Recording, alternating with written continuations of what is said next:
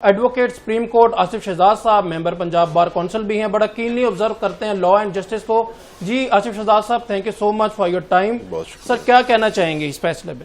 जी पहले यकीनन ये एक कंसिस्टेंसी है जी, पहले भी एंटी टेररिज्म कोर्ट से कुछ फैसले आए हैं जी, और बज़ाहिर तो ये उसी की कंसिस्टेंसी है जी। पहले भी 10-10 साल की सजा सुनाई गई और जो कुछ लोग मुख्तलिफ अदालतों ने एक्विट किए वो लोग यहाँ से एक्विट हुए हैं जी। तो ये फैसला अगर बहुत बतौर वकील मैं देखूं तो डेफिनेटली एक FIR दर्ज हुई, उसमें चालान सबमिट हुआ जी, और उसके बाद इन मुलजमान को समन किया गया। लेकिन एक बात जो सबसे अहम है, इनमें से कोई भी मुलजम जो है वो ट्रायल फेस नहीं कर रहा था, बाकायदा पेश नहीं हो रहा था जी, और एब्सेंशिया ट्रायल था ये सारा का सारा जी। और जब एब्सेंशिया ट्रायल होता है तो उसमें डेफिनेटली उस लेवल पे आप अपने केस को डिफेंड नहीं कर सकते।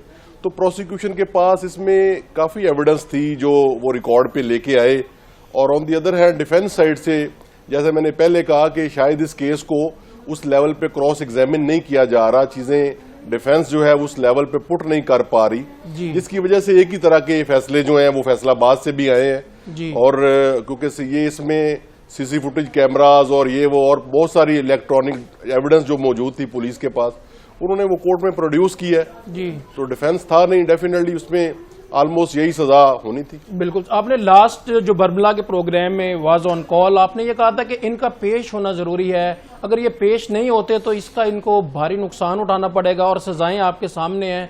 तो ये अभी इनको इसमें क्या रिलीफ मिल सकता है और इसमें पेश होना जो है, काइंडली वो वंस अगेन हमारी ऑडियंस के लिए रिपीट करिए कि वो कितना जरूरी है। जी शायद आपने अगले दिन खबर पढ़ी हो कि जिन लोगों को पहले एंटी टेररिज्म कोर्ट में सजा हुई 9 मई के वाकयात पे, अहमद भज्जर साहब जो हैं उन्होंने अपील फाइल की हुई थी लाहौर हाईकोर्ट में जी। तो हाईकोर्ट ने उस पर ऑब्जेक्शन लगा दिया कि वो ऑनरेबल जस्टिस इसहाक साहब, खालिद इसहाक साहब के पास वो केस लगा था, उनकी अपील जो है उन्होंने उसके ऊपर ऑब्जेक्शन लगा दिया कि आपने कोई भी रिलीफ सीख करना है तो पहले अपने आप को सरेंडर करें बिफोर द अथॉरिटीज। आपने सरेंडर करना बिकॉज ये लॉ है बुनियादी कि जब आप अपील फाइल करेंगे तो जेल से आपका वकालतनामा अटेस्ट होना है और आपने वहां से सरेंडर करके आपने बिफोर द लॉ आपने वो किया है और उसके बाद आपने अपील फाइल की है, फिर कोर्ट्स आपके केसेस को कंसिडर करती हैं।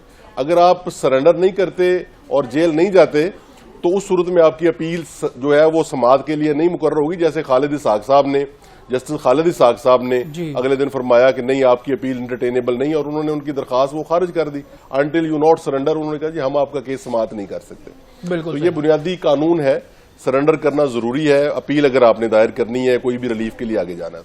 आसिफ शहजाद साहब, अब जो है इन तमाम लोगों को किस तरह से रिलीफ मिल सकता है या ये कौन से प्लेटफॉर्म यूज कर सकते हैं जहां पे इनको रिलीफ मिले? देखिए डेफिनेटली इनके पास ऑनरेबल लाहौर हाईकोर्ट लाहौर है या मुतलका जो भी कोर्ट जिनके केसेस पिंडी इस्लामाबाद से डिसाइड हुए हैं, इस्लामाबाद हाईकोर्ट है, मुतलका फोरम है इनके पास। वहां पे मैंने बताया था लास्ट टाइम भी कि DB ने 2 जजेस ने इस केस को समाअत करना है, स्पेशल ये कोर्ट का फैसला है। तो सबसे पहले ये अपने आप को सरेंडर करेंगे, फिर अपनी अपील फाइल करेंगे।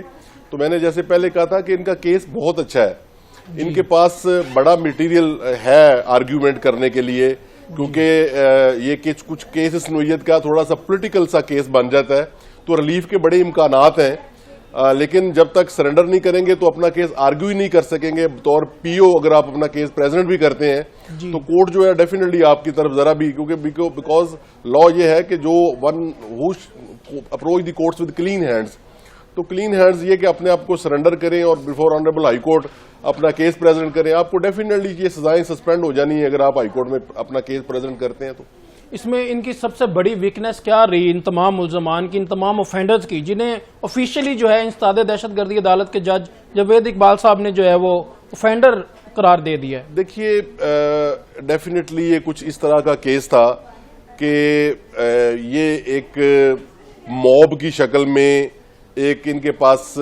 मैंने जैसे बताया कि सीसी फुटेज कैमराज की एविडेंस थी, पुलिस के जो एम्प्लॉयज हैं उनके ऊपर जो तशद्दुद किया गया उनकी एविडेंस रिकॉर्ड पे थी और ये सारी की सारा मटेरियल जो है पुलिस ने कलेक्ट किया था।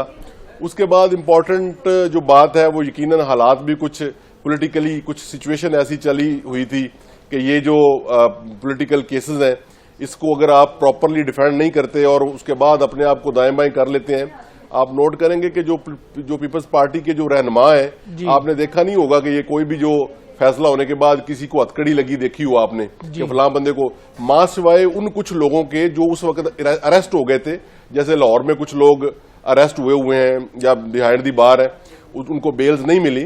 तो उसके अलावा आपको जो ये 109 लोगों का फैसला है, इसमें भी आपने देखा कि कोई भी बंदा जो है वो बिहाइंड दी बार नहीं है, बल्कि वो उनको वो कहीं ना कहीं दाएं बाएं बैठ के, कुछ पाकिस्तान में है या कुछ पाकिस्तान से बाहर है, तो सिर्फ वहां से, क्योंकि एंटी टेररिज्म कोर्ट जो है उसके पास इख्तियार है कि वो आपकी गैर मौजूदगी में ट्रायल कर सकती है, तो वो प्रोसेस सिर्फ हो रहा था।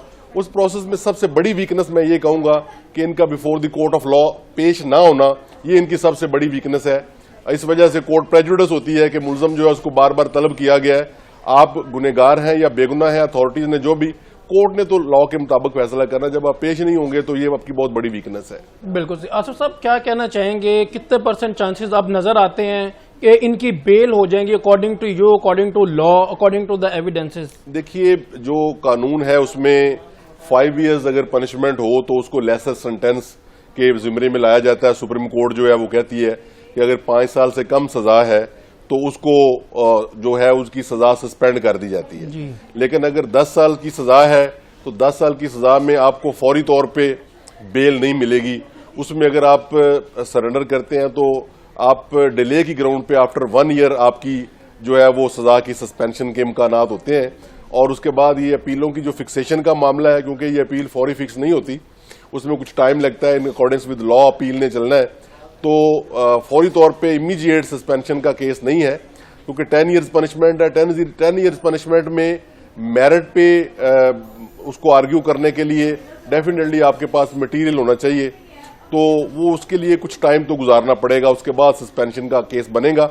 लेकिन एट द एंड मैं ये समझता हूं कि जब फाइनली ये केस डिसाइड होगा तो अपील के एंड पे ये बहुत अच्छा केस होगा, एक्विटल का केस बनेगा ये। बिल्कुल सही। तो इनके चांसेस आपको नजर आते हैं, आउट ऑफ 100% में से कितने % चांसेस आपको लगते हैं कि ये बेल आउट हो जाएंगे या ये केसेस खत्म हो? मेरा ख्याल है कि जब अगर ये लोग सरेंडर करके जाते हैं, कोर्ट में अपील फाइल करते हैं, तो आफ्टर 6 मंथ और 1 ईयर इनकी सजा सस्पेंड हो जाएगी। उसके बाद सस्पेंशन के बाद अपील जब लगेगी तो जिस तरह सा का केस है, 2 चांसेस हैं उसमें, या तो ये केस रिमांड हो जाएगा क्योंकि उनके पास एक प्ली होगी मुलजमान के पास कि हमें सुना नहीं गया जो फ्रेमिंग ऑफ चार्ज के वक्त, और ये सारी चीजें, तो उसमें बहुत सारी चीजें मिस हुई हैं, तो हमें दोबारा कोर्ट जो आमतौर पे उसको दोबारा भेज देती है कोर्ट में ट्रायल के लिए कि आप अपीयर हो और वहां पे